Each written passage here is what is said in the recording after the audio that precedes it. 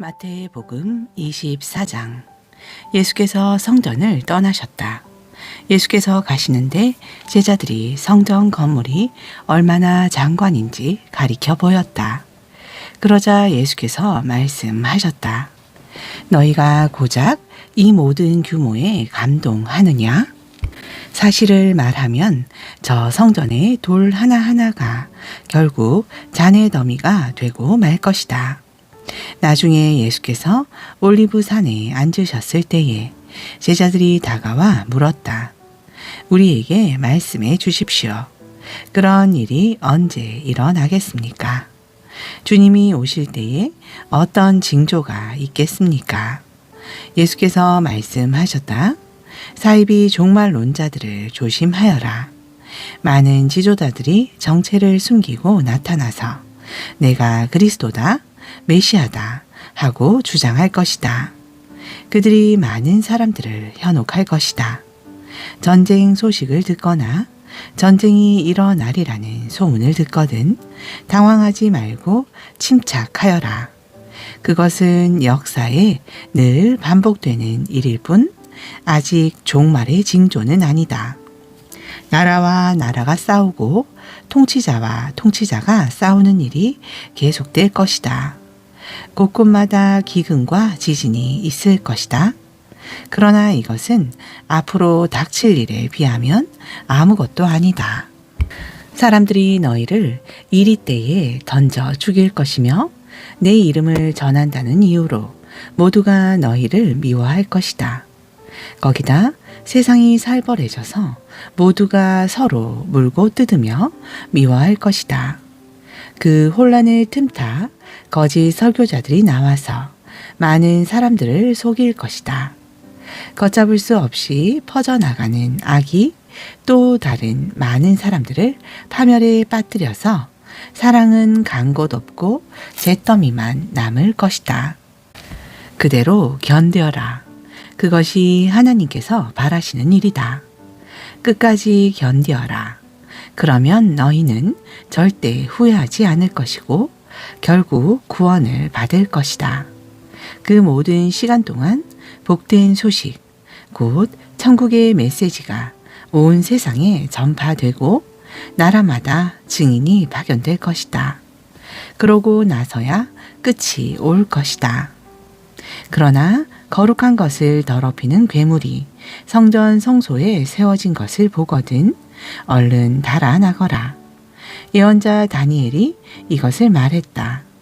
너희가 다니엘서를 읽으면 내가 무슨 말을 하는지 알 것이다. 그때 너희가 유대에 살고 있거든 산으로 달아나거라. 마당에서 일하고 있거든 무엇을 가지러 집으로 돌아가지 마라. 밭에 나가 있거든 겉옷을 가지러 돌아가지 마라. 특히 임산부와 젖먹이는 어머니들이 힘들 것이다. 이 일이 겨울이나 안식일에 일어나지 않기를 바라고 기도하여라. 이렇게 큰 환난은 이 세상 전에도 없었고 앞으로도 없을 것이다. 이 환난의 날들을 갈 때까지 가게 둔다면 아무도 견딜 수 없을 것이다. 그러나 하나님께서 택하신 백성을 위해 환난을 덜어 주실 것이다. 누가 너희를 막아서서 메시아가 여기 있다 소리치거나 그분이 저기 있다고 가리켜도 속지 마라. 가짜 메시아와 거짓 설교자들이 곳곳에서 출현할 것이다. 그들은 대단한 이력과 현란한 업적으로 알만한 사람들의 눈까지 속일 것이다. 그러나 내가 너희에게 충분히 경고했다. 그러니 사람들이 말하기를 시골로 달려가자. 그분이 오신다. 하거나 서둘러 시내로 가자. 그분이 오신다고 해도 거들떠 보지 마라. 너희가 보러 간다고 해서 인자의 오심을 볼 수 있는 것이 아니다. 인자는 번개처럼 눈 깜짝할 순간에 너희에게 오신다. 사람들이 때를 지어 모여드는 것을 볼 때마다 너희는 썩어가는 시체 위에 날아와 빙빙 맴도는 독수리를 생각하여라. 그 무리를 끌어모으는 것이 살아계신 인자가 아님을 얼마든지 확신해도 좋다. 그 괴로운 시간들이 지나면 해는 어두워지고 달도 흐려지고 별들은 하늘에서 떨어지고 우주의 세력들은 떨 것이다. 그때서야 인자가 올 것이다. 인자가 오는 것이 온 하늘에 가득하여 보지 못할 사람이 아무도 없을 것이다. 준비되지 못한 온 세상 사람들, 영광과 권능 바깥에 있는 사람들은 하늘에서 빛을 발하는 인자를 보며 크게 통곡할 것이다.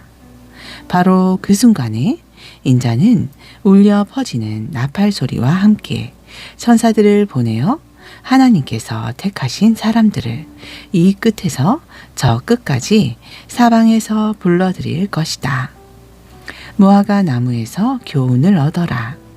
싹이 나서 초록빛이 살짝만 내비쳐도 너희는 여름이 가까이 다가온 줄 안다. 너희도 마찬가지다. 이 모든 일을 보거든 인자가 문 앞에 온 줄 알아라. 이것은 가볍게 여길 일이 아니다. 내가 지금 하는 말은 어느 훗날의 세대에게만 주는 말이 아니라 너희 모두에게도 주는 말이다. 이런 일들이 다 일어나지 않고서는 이 시대가 끝나지 않는다. 하늘과 땅은 닳아 없어져도 내 말은 닳아 없어지지 않을 것이다. 그렇다면 정확한 날짜와 시간은 언제인가? 그것은 아무도 모른다. 하늘의 천사들도 모르고 아들인 나도 모른다. 오직 아버지만 아신다. 인자가 오는 것도 노아의 때와 같을 것이다. 대홍수 전에 노아가 방주에 오르던 그날까지도 사람들은 모두 평소처럼 지내며 시시덕거리고 즐겼다. 홍수가 나서 모든 것을 쓸어 버릴 때까지 그들은 아무것도 몰랐다. 인자가 오는 것도 그와 같을 것이다.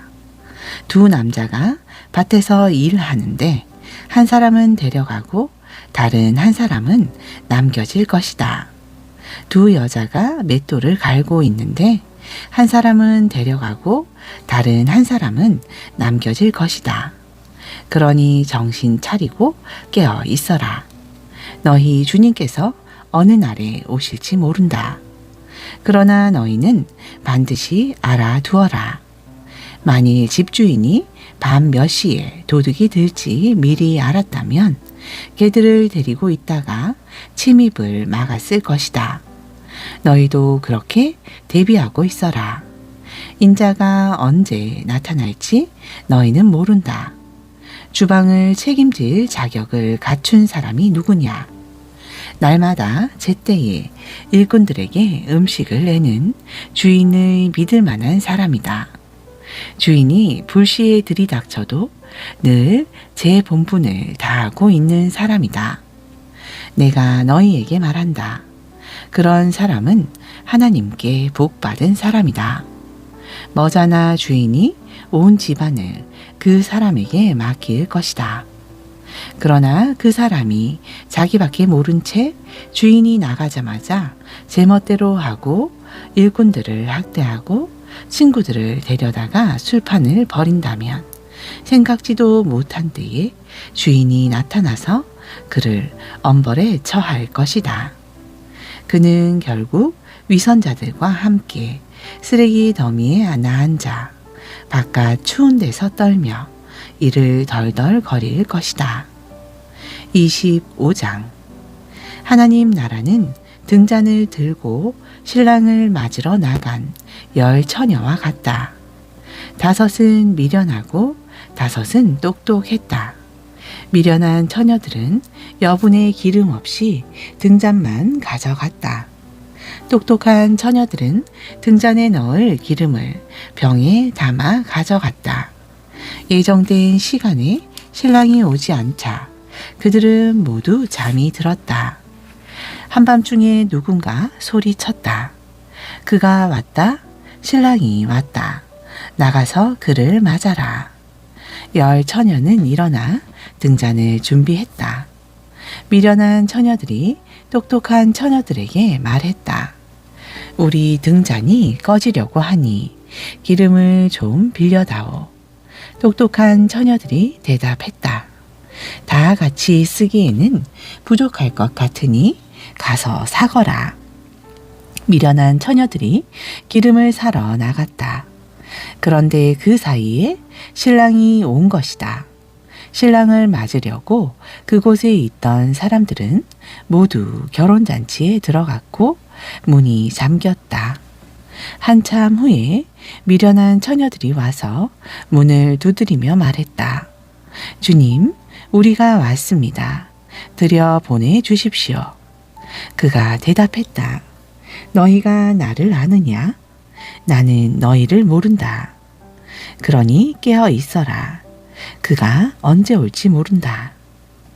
천국은 또 장시간 여행을 떠나는 어떤 사람과 같다. 그는 종들을 한데에 불러서 책임을 맡겼다. 그는 각자의 능력에 따라 한 종에게는 5천만 원을, 다른 종에게는 2천만 원을, 세 번째 종에게는 1,000만 원을 주고 떠났다.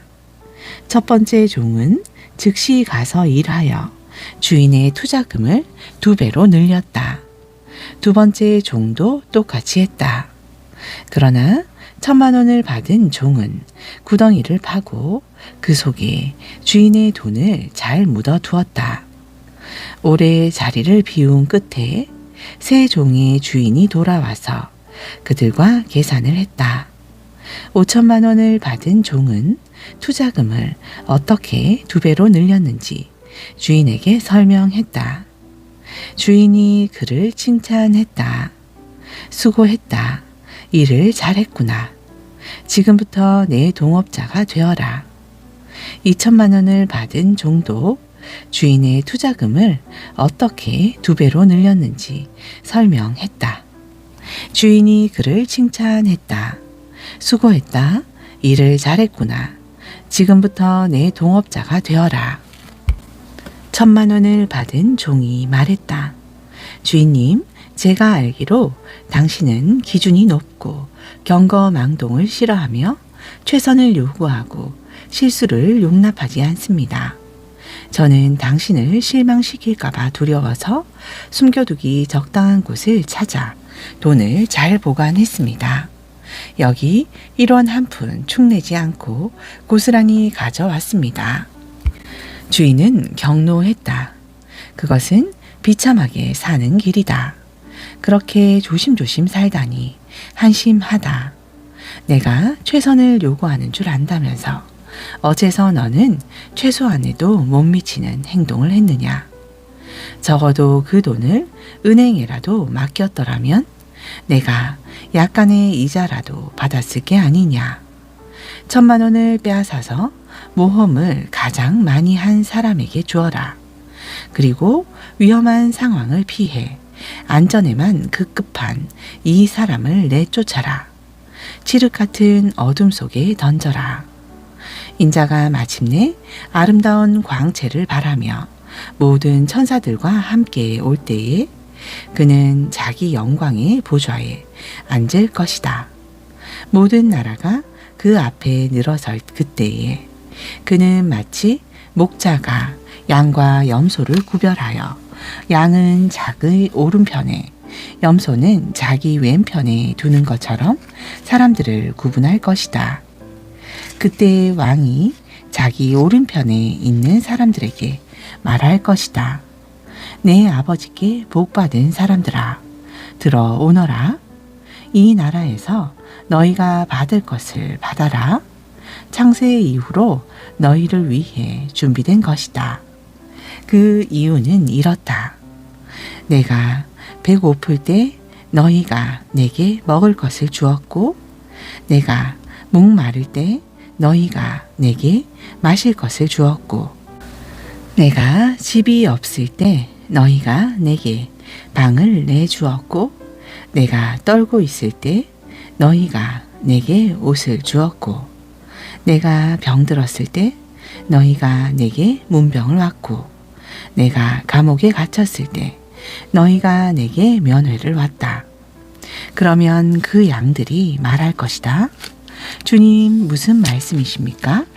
언제 우리가 주님이 배고프신 것을 보고 먹을 것을 드렸고 목 마르신 것을 보고 마실 것을 드렸습니까? 언제 우리가 주님이 아프시거나 감옥에 갇히신 것을 보고 가 배웠습니까? 그러면 왕이 말할 것이다. 내가 중대한 진리를 말한다. 너희가 무시당하거나 남이 알아주지 않는 사람한테 그런 일 하나라도 하면 너희는 바로 나한테 한 것이다. 이어서 왕이 자기 왼편에 있는 염소들을 보고 말할 것이다. 이 무익한 염소들아, 나가거라. 너희는 지옥불 말고는 아무짝에도 쓸모가 없다. 그 이유를 묻는다면 이렇다. 내가 배고플 때 너희가 내게 먹을 것을 주지 않았고 내가 목마를 때 너희가 내게 마실 것을 주지 않았고 내가 집이 없을 때 너희가 내게 잠자리를 내주지 않았고 내가 떨고 있을 때 너희가 내게 옷을 주지 않았고 내가 병들고 감옥에 갇혔을 때 너희가 내게 와 보지 않았다. 그러면 그 염소들이 말할 것이다. 주님, 무슨 말씀이십니까? 언제 우리가 주님이 배고프시거나 목 마르시거나 집이 없으시거나 떨고 계시거나 병 드셨거나 감옥에 계신 것을 보고 도와드리지 않았습니까? 왕이 그들에게 대답할 것이다. 내가 중대한 진리를 말한다. 너희가 무시당하거나 남이 알아주지 않는 사람한테 그게 바로 나였다. 그런 일 하나라도 하지 않으면 너희는 바로 나한테 하지 않은 것이다. 염소들은 영원한 멸망으로 양들은 영원한 상급으로 나아가게 될 것이다. 26장 예수께서 이 말씀을 마치시고 제자들에게 말씀하셨다. 이제 이틀 후면 유월절이다. 그때 인자가 배반당하고 넘겨져 십자가에 못 박힐 것이다. 그 순간에 대제사장과 종교 지도자들 무리가 가야바라 하는 대제사장의 집무실에 모여 예수를 몰래 잡아 죽이려는 음모를 꾸미고 있었다. 그들은 괜히 폭동이 나는 것은 싫다고 말하며 유월절 기간에는 그 일을 하지 않기로 뜻을 모았다. 예수께서 나병 환자 시몬의 손님으로 베다니에 계실 때 어떤 여자가 다가와서 저녁을 드시는 그분께 아주 값비싼 향유 한 병을 부었다. 제자들이 그것을 보고 발끈했다. 저렇게 한심한 일을 하다니. 이것을 큰 돈을 받고 팔아서 그 돈을 가난한 사람들에게 줄 수도 있었을 텐데. 예수께서 사태를 알아차리고 끼어드셨다. 너희는 어째서 이 여자를 괴롭게 하느냐? 이 여자는 지금 나한테 말할 수 없이 소중한 일을 한 것이다. 가난한 사람들은 평생 동안 너희와 함께 있겠지만 나는 그렇지 않다. 이 여자가 내 몸에 향유를 부은 것은 내게 기름을 부어 내 장례를 준비한 것이다. 내가 분명히 말한다. 온 세상에 메시지가 전파되는 곳마다 지금 이 여자가 한 일도 기억되고 기려질 것이다. 그때 12 제자 가운데 하나인 가룟 유다라는 자가 대제사장 무리에게 가서 말했다. 그를 당신들에게 넘겨주면 얼마나 주겠소?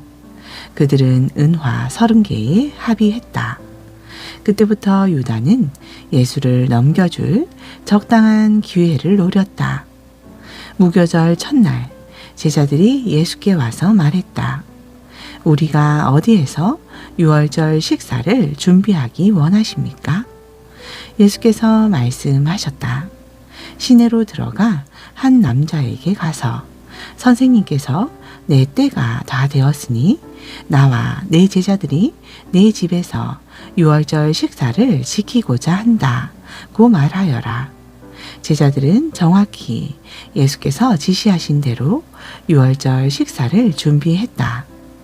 해가 진 후에 예수와 12 제자가 식탁에 둘러 앉았다. 식사 중에 예수께서 말씀하셨다. 괴롭지만 너희에게 중요한 말을 해야겠다. 너희 가운데 한 사람이 음모를 꾸미는 세력에게 나를 넘겨줄 것이다. 그들이 소스라치게 놀라서 한 사람씩 돌아가며 묻기 시작했다. 저는 아니겠지요, 주님? 예수께서 대답하셨다. 나를 넘겨줄 사람은 날마다 나와 함께 먹는 사람이고 식탁에서 내게 음식을 건네주는 사람이다. 인자가 배반당하는 것이 성경에 기록되어 있으니 이것이 전혀 뜻밖의 일은 아니다. 그러나 인자를 배반하여 넘겨줄 그 사람은 그 일을 하느니 차라리 태어나지 않았으면 좋았을 것이다. 그때 이미 배반자로 돌아선 유다가 말했다. 라피님, 저는 아니겠지요? 예수께서 말씀하셨다. 유다야, 나를 속일 생각은 마라. 식사 중에 예수께서 빵을 들어 축복하시고 떼어서 제자들에게 주셨다. 받아서 먹어라. 이것은 내 몸이다. 또 잔을 들어 하나님께 감사하신 후에 그들에게 주셨다. 너희 모두 이것을 마셔라. 이것은 내 피다. 죄를 용서하려고 많은 사람들을 위해 붓는 하나님의 새 언약이다. 내 아버지의 나라에서 너희와 함께 마실 새 날까지 내가 이 잔으로 다시는 포도주를 마시지 않을 것이다.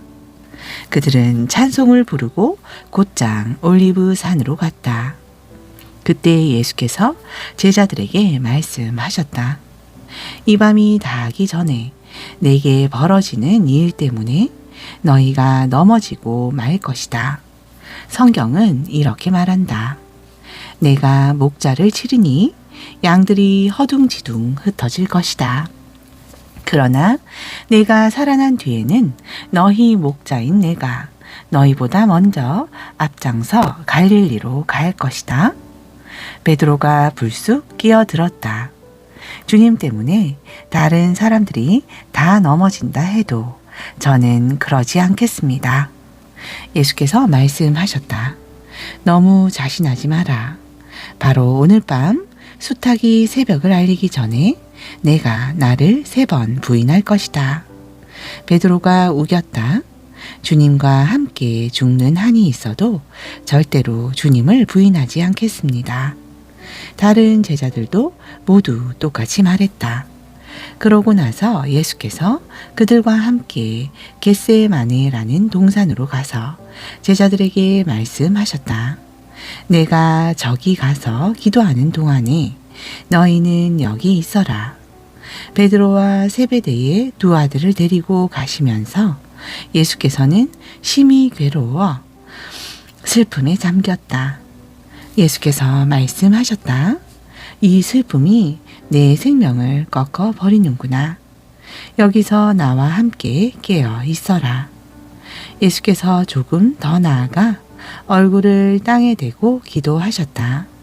내 아버지, 다른 길이 있거든 나를 여기서 벗어나게 해 주십시오.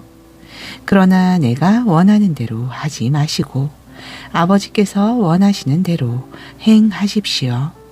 아버지, 아버지께서 원하시는 것이 무엇입니까? 예수께서 돌아와 보니 제자들이 곤히 잠들어 있었다. 예수께서 베드로에게 말씀하셨다. 단 1시간도 나와 함께 견딜 수 없더냐. 깨어 있어라. 위험에 처한 줄도 모른 채 유혹에 빠지는 일이 없도록 기도하여라. 너는 하나님 안에서 무엇이든 열심히 할 각오가 되어 있다만 한편으로는 난로가에 잠든 늙은 개처럼 나른하구나. 예수께서 두 번째로 그들을 떠나서 다시 기도하셨다. 내 아버지, 이 잔을 마지막 한 방울까지 마시는 것 외에 다른 길이 없다면 나는 각오가 되어 있습니다. 아버지 방법대로 하십시오. 예수께서 돌아와 보니 이번에도 제자들이 곤히 잠들어 있었다. 도저히 눈이 떠지지 않았던 것이다. 예수께서 이번에는 그들을 자도록 두시고 세 번째로 가서 기도하시되 똑같은 말씀으로 마지막으로 한 번 더 기도하셨다. 예수께서 돌아와 말씀하셨다. 밤새도록 자려느냐? 내 때가 되었다. 인자가 죄인들의 손에 넘어간다. 일어나거라 가자. 나를 배반할 자가 왔다. 예수의 입에서 그 말이 채 떨어지기가 무섭게 12 제자 가운데의 하나인 유다가 나타났다. 그 곁에는 대제사장과 종교 지도자들이 보낸 무리가 칼과 몽둥이를 들고 함께 있었다. 배반자는 그들과 암호를 짜두었다. 내가 입 맞추는 사람이 바로 그 자니 그를 잡으시오. 그는 곧장 예수께 가서 랍비님 안녕하십니까? 하고 인사하며 그분께 입을 맞추었다. 예수께서 말씀하셨다. 친구여, 이 무슨 짓이냐? 그러자 무리가 달려들어 그분을 붙잡아 거칠게 다루었다. 예수와 함께 있던 사람들 가운데 하나가 칼을 뽑아 휘둘러서 대제사장의 종의 귀를 잘라버렸다. 예수께서 말씀하셨다. 그 칼을 도로 꽂아라. 칼을 쓰는 자는 다 칼로 망하는 법이다. 내가 당장이라도 내 아버지께 청하여서 전투 태세를 갖춘 천사 12 중대를 여기로 오게 할 수 있다는 것을 너희는 모르느냐. 하지만 내가 그렇게 하면 이런 일이 일어나야 한다고 한 성경 말씀이 어떻게 이루어지겠느냐. 그런 다음 예수께서 무리에게 말씀하셨다. 내가 위험한 범죄자라도 되는 것처럼 칼과 몽둥이로 나를 잡으러 오다니 이게 무슨 짓이냐? 내가 날마다 성전에 앉아서 가르쳤지만 너희는 내게 손 하나 대지 않았다. 너희가 이렇게 한 것은 예언자의 글을 확증하고 성취하기 위해서다. 그때 제자들이 모두 황급히 달아났다. 예수를 잡은 무리가 그분을 대제사장 가야바 앞으로 끌고 갔다. 거기에 종교학자와 지도자들이 모여 있었다. 그들이 대제사장의 안뜰에 이를 때까지 베드로는 안전한 거리를 두고 뒤따라갔다. 그는 하인들 틈에 슬며시 섞여서 일이 어떻게 되는지 지켜보았다. 대제사장들은 예수께 사형을 선고하기 위해 유대의회와 공모해 그분을 고발할 죄목을 꾸며내려고 했다. 그러나 많은 사람들이 나서서 줄줄이 거짓 증언을 내놓는데도 믿을 만한 것이 하나도 없었다. 마침내 2 사람이 나와서 이렇게 고발했다. 그는 내가 하나님의 성전을 헐고 사흘 만에 다시 지을 수 있다고 했습니다. 대제사장이 일어서서 말했다. 이 증언에 대해 너는 뭐라고 말하겠느냐? 예수께서 침묵하셨다. 그러자 대제사장이 말했다. 내가 살아계신 하나님의 권세로 너에게 명한다. 내가 하나님의 아들 메시아인지 말하여라. 예수께서 짧게 말씀하셨다. 내가 그렇게 말했다. 그러나 그것이 전부가 아니다. 조만간 내 눈으로 직접 보게 될 것이다. 전능하신 분의 오른편에 앉은 인자가 하늘 구름을 타고 올 것이다. 그 말에 대제사장이 흥분해서 자기 옷을 찢으며 소리쳤다. 이 자가 하나님을 모독했소. 그를 고발할 증인이 무슨 필요가 있겠소? 그가 하나님을 모독하는 것을 여러분이 다 들었소. 여러분은 이 신성 모독을 그냥 두고 볼 셈이요. 그들이 일제히 말했다. 사형입니다. 그 정도라면 사형 선고가 마땅합니다. 그러자 사람들이 예수의 얼굴에 침을 뱉고 그분을 주먹으로 쳤다. 그들은 그분을 때리면서 조롱했다. 예언해봐라, 메시아야. 이번에 너를 친 사람이 누구냐? 그동안 베드로는 안뜰에 앉아 있었다. 한 여종이 그에게 다가와서 말했다. 당신도 갈릴리 사람 예수와 함께 있지 않았나요? 그곳에 있는 모든 사람 앞에서 베드로는 부인했다. 당신이 무슨 말을 하는지 모르겠소. 그가 문 쪽으로 가니 또 다른 사람이 옆에 있는 사람들에게 말했다. 이 사람도 나사렛 예수와 함께 있었소. 베드로는 다시 한번 부인하며 맹세까지 더했다. 맹세하지만 나는 그 사람을 본 적도 없어. 잠시 후에 몇몇 구경꾼들이 베드로에게 다가왔다. 너도 그들 가운데 하나가 틀림없다. 내 사투리를 보면 안다. 그러자 베드로는 너무 두려워서 저주하며 말했다. 나는 그 사람을 모르오. 바로 그때 수탉이 울었다. 베드로는 수탉이 울기 전에 내가 나를 3번 부인할 것이다 라고 하신 예수의 말씀이 생각났다. 그는 밖으로 나가서 하염없이 흐느껴 울고 또 울었다. 27장. 동틀 무렵 모든 대제사장과 종교 지도자들이 모여서 예수를 죽일 모의를 마무리 지었다. 그들은 예수를 결박해서 총독 빌라도에게 끌고 갔다. 예수를 배반한 유다는 그분에게 유죄 판결이 내려진 것을 알았다. 양심의 가책을 이길 수 없던 그는 은화 30개를 대제사장들에게 돌려주며 말했다. 내가 죄를 지었소. 내가 죄 없는 사람을 배반했소. 그러나 그들이 말했다. 우리가 알 바 아니다. 그것은 너의 문제다. 유다는 은화를 성전 안에 던지고 떠났다. 그는 밖으로 나가서 목을 메어 죽었다. 대제사장들이 은화를 집어 들었으나 그것을 어떻게 처리해야 할지 막막했다. 살인의 대가로 받은 이 돈을 성전에 헌금으로 바치는 것은 옳지 않소. 그들은 그 돈으로 토기장이의 밭을 사서 노숙자의 묘지로 쓰기로 결정했다. 그래서 그 밭에 살인의 밭이라는 이름이 붙었고 지금까지도 그렇게 불리고 있다. 그리하여 예레미야의 말이 현실이 되었다. 그들이 은화 30개에 이스라엘 자손이 값을 매기니에 몸값을 받아서 그것으로 토기장이의 밭을 샀다. 그들은 자신들도 모르게 하나님의 지시에 정확히 따랐던 것이다.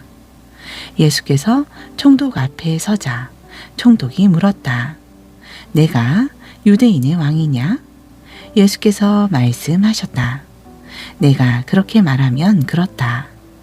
그러나 대제사장과 종교 지도자들이 맹렬하게 고발을 퍼부을 때 예수께서는 아무 말씀도 없으셨다. 빌라도가 예수께 물었다. 저 긴 고발 목록이 들리느냐? 뭐라고 말해야 하지 않겠느냐? 예수께서는 침묵을 지킬 뿐 그 입으로 한마디 말도 하지 않으셨다. 그것은 총독에게 아주 깊은 인상을 남겼다. 명절 중에는 무리가 지명하는 죄수 하나를 총독이 사면해주는 오랜 관례가 있었다. 때마침 예수 바라바라 하는 악명 높은 죄수가 감옥에 수감되어 있었다. 빌라도가 무리 앞에서 말했다. 여러분은 내가 어떤 죄수를 놓아주기를 원하오? 예수 바라바요? 아니면 그리스도라 하는 예수요? 빌라도는 그들이 예수를 자기에게 넘긴 것이 순전히 악의에서 비롯된 일임을 알고 있었다. 재판이 아직 진행 중일 때 빌라도의 아내가 말을 전해왔다. 이 고귀한 사람을 재판하는 일에 상관하지 마세요. 내가 그 사람 꿈으로 밤새 뒤숭숭했습니다. 한편 대제사장과 종교 지도자들은 무리를 부추겨 바라바의 사면과 예수의 처형을 요구하도록 했다. 총독이 물었다. 여러분은 내가 두 사람 가운데서 누구를 놓아주기를 원하오? 그들이 말했다. 바라바요. 그럼 그리스도라 하는 예수는 내가 어떻게 하면 되겠소? 그들이 일제히 소리쳤다. 십자가에 못 박으시오. 그가 따졌다. 무슨 죄목 때문이요? 그러나 그들은 더 크게 소리쳤다. 십자가에 못 박으시오. 빌라도는 아무 성과도 없이 자칫 폭동이 나려는 것을 보고 대야에 물을 가져다가 무리가 다 보는 앞에서 손을 씻으며 말했다. 나는 이 사람의 죽음에 대한 책임에서 손을 떼겠소. 지금부터는 여러분 소관이요. 여러분이 재판관이고 배심원이요. 무리가 대답했다. 우리가 책임지겠소. 우리 자손들이 책임지겠소. 빌라도는 바라바를 사면해 주었다. 그러나 예수는 채찍질한 뒤에 십자가에 못 박도록 넘겨주었다. 총독 수하의 병사들이 예수를 총독 관저로 데리고 들어가서 부대 전체를 모아놓고 히히덕거렸다. 그들은 예수의 옷을 벗기고 빨간색 긴 겉옷을 입혔다. 그리고 가시나무로 엮은 왕관을 그분 머리에 씌웠다. 그들은 그분의 권위를 인정한답시고 오른손에 홀처럼 막대기를 쥐어 주었다. 그러고는 그분 앞에 무릎을 꿇고서 예를 갖추는 신용을 하며 조롱했다. 유대인의 왕 만세. 그들이 말했다. 만세. 또 그들은 예수께 침을 뱉고 막대기로 그분의 머리를 때렸다. 실컷 즐기고 나서 그들은 겉옷을 벗기고 다시 그분의 옷을 입혔다. 그런 다음 십자가에 못 박으려고 끌고 나갔다. 가는 길에 그들은 시몬이라는 구레네 사람을 만나 그에게 예수의 십자가를 지게 했다. 해골 언덕이라 하는 골고다에 이르자 그들은 포도주와 모략을 섞어서 만든 가벼운 진통제를 예수께 주었다. 그러나 예수께서 맛보시고는 마시려 하지 않으셨다. 병사들은 예수를 십자가에 못 박고서 그분이 죽기를 기다리는 동안 그분의 옷가지를 나눠 가지려고 주사위를 던지며 시간을 보냈다. 그분의 머리 위에는 이 사람은 유대인의 왕 예수다 라고 쓴 팻말이 붙어 있었다. 예수와 함께 죄수 두 사람도 십자가에 달렸는데 하나는 그분 오른쪽에 다른 하나는 왼쪽에 달렸다. 길을 가던 사람들은 슬픈 척 고개를 저으며 예수를 조롱했다. 성전을 헐고 사흘 만에 다시 짓겠다고 으스대던 내가 아니냐. 그러니 실력을 보여봐라. 내 자신을 구원해 보라고. 내가 정말 하나님의 아들이면 그 십자가에서 내려와 봐라. 바로 그 자리에서 대제사장들도 종교학자와 지도자와 나머지 사람들과 어울려 신나게 그분을 비웃었다. 그가 다른 사람은 구원하더니 자기는 구원하지 못하는군. 이스라엘의 왕이라고? 그럼 그 십자가에서 내려와 보시지. 그러면 우리가 다 믿을 텐데. 하나님을 철석같이 믿더니만 어디 하나님이 이제 자기 아들을 구해주시나 보자. 그야 하나님이 원하셔야 되겠지만 이 자는 자칭 하나님의 아들이 아니었나. 예수와 함께 십자가에 못 박힌 두 죄수까지도 조롱에 가세했다. 정오부터 3시까지 온 땅이 어두워졌다. 오후 중반쯤에 예수께서 깊은 데서부터 신음하며 큰 소리로 부르짖으셨다. 엘리 엘리 라마 사박다니. 이 말은 나의 하나님, 나의 하나님, 어찌하여 나를 버리셨습니까? 라는 뜻이다. 곁에서 그 말을 들은 몇몇 사람들이 이 사람이 엘리야를 부른다 하고 말했다. 그 가운데 한 사람이 달려가서 손뭉치를 신 포도주에 적셔서 장대에 달아올려 그분께 마시게 했다. 다른 사람들은 그렇게 서두를 것 없다. 엘리야가 와서 그를 구해주나 보자 하고 놀려댔다. 그러나 예수께서 다시 한번 크게 소리 지르시고 숨을 거두셨다. 그 순간 성전의 휘장이 위에서부터 아래까지 둘로 찢어졌다. 지진이 일어나서 바위들이 갈라져 산산조각 났다. 그뿐 아니라 무덤들이 열리면서 무덤 속에 자고 있던 많은 이들의 몸이 살아났다. 예수께서 부활하신 후에 그들은 무덤을 떠나 거룩한 도성에 들어가서 많은 사람들에게 나타나 보였다. 경비대장과 그와 함께 있던 사람들은 지진과 그 밖에 일어난 일을 보고는 몹시 두려웠다. 그들은 말했다. 이 사람은 하나님의 아들이 틀림없다. 또한 많은 여자들이 멀리서 지켜보고 있었는데 그들은 예수를 섬기려고 갈릴리에서부터 그분을 따라온 사람들이었다. 그들 가운데는 막달라 마리아, 야고보와 요셉의 어머니 마리아, 세베데의 두 아들의 어머니도 있었다. 그날 오후 늦게 예수의 제자인 아리마대 출신의 한 부자가 왔다. 그의 이름은 요셉이었다. 그는 빌라도에게 가서 예수의 시신을 거두게 해달라고 청했다. 빌라도는 그의 청을 들어주었다. 요셉은 시신을 가져다가 깨끗한 세마포에 싸서 최근에 바위를 깎아서 만든 자신의 새 무덤에 모셔두고 큰 돌을 굴려 입구를 막고 나서 그곳을 떠났다. 그러나 막달라 마리아와 다른 마리아는 남아서 무덤이 잘 보이는 곳에 앉아 있었다. 해가 진 후에 대제사장과 바리새인들이 빌라도에게 면회를 청했다. 그들은 말했다. 총독님, 저 거짓말쟁이가 살아있을 적에 내가 사흘 후에 다시 살아날 것이다 하던 말이 이제야 생각났습니다. 사흘째 되는 날까지 무덤을 봉인해야 되겠습니다. 그의 제자들이 와서 시체를 훔쳐 가서는 그가 죽은 자들 가운데서 살아났다고 하면서 떠들고 다닐 가능성이 높습니다. 그렇게 되면 우리의 처지가 전보다 더 곤란해집니다.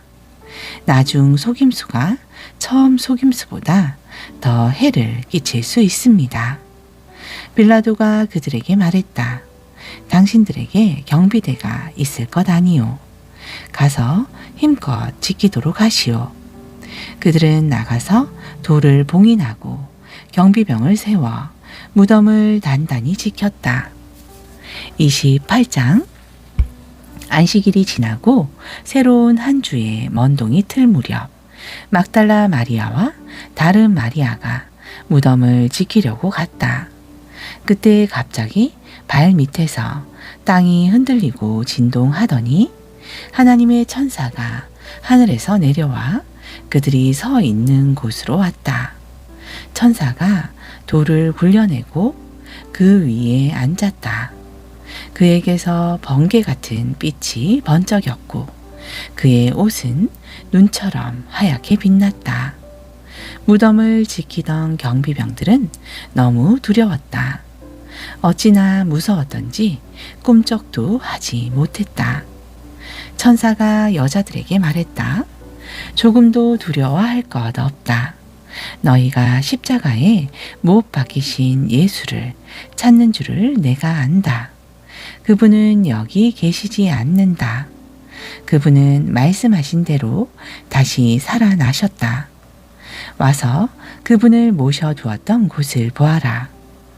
자, 어서 가서 제자들에게 말하여라. 그분께서 죽은 자들 가운데서 살아나셨다. 그분께서 너희보다 먼저 갈릴리로 가실 것이다. 너희는 거기서 그분을 뵐 것이다. 하고 말하여라. 이것이 내가 전하는 소식이다. 여자들은 크게 놀라고 기쁨에 겨워 한시도 지체하지 않고 무덤을 떠났다. 그들은 제자들에게 전하려고 달려갔다. 그때 예수께서 그들을 만나셔서 그들을 멈추어 세우고 말씀하셨다. 잘 있었느냐? 여자들은 무릎을 꿇고 그분의 발을 붙잡고 경배했다. 예수께서 말씀하셨다. 너희가 있는 힘을 다해 나를 붙잡고 있구나. 그렇게 무서워하지 마라. 가서 내 형제들에게 갈릴리로 가라고 하여라. 거기서 내가 그들을 만나겠다고 전하여라. 한편 경비병들이 뿔뿔이 흩어졌으나 그 가운데 몇 사람이 도성으로 들어가서 일어난 일을 대제사장들에게 전했다. 그들은 종교 지도자 회의를 소집해 대책을 마련했다. 그들은 거액의 돈을 병사들에게 주면서 밤에 그의 제자들이 와서 우리가 잠든 사이에 시체를 훔쳐갔다 고 말하도록 매수했다. 그러고는 너희가 근무 중에 잤다는 말이 혹시 총독에게 들어가더라도 우리가 문책을 면하게 해주겠다며 그들을 안심시켰다. 병사들은 뇌물을 받고서 그들이 시킨 대로 했다. 유대 최고 의회에서 날조에 낸 그 이야기가 지금까지도 나돌고 있다. 한편 갈릴리로 떠난 11제자는 예수께서 다시 만날 장소로 정해주신 산으로 향했다. 예수를 뵙는 순간에 그들은 그분께 경배했다. 그러나 경배하기를 망설이며 그분께 자신의 인생을 완전히 걸어야 할지 확신하지 못하는 사람들도 있었다. 이에 아랑곳하지 않고 예수께서 곧바로 이렇게 지시하셨다. 하나님께서 내게 주신 권세와 명령으로 너희에게 이 일을 맡긴다. 너희는 세상으로 두루 나가서 만나는 모든 사람마다 이 생명의 길로 훈련시키고 아버지와 아들과 성령의 이름으로 그들에게 세례를 주어 표를 삼아라. 그리고 내가 너희에게 명령한 모든 것을 삶으로 살아가도록 가르쳐라. 너희가 이 일을 하는 동안에 이 세대가 끝날 때까지 날마다 하루도 빠짐없이 내가 너희와 함께 있을 것이다. 아멘.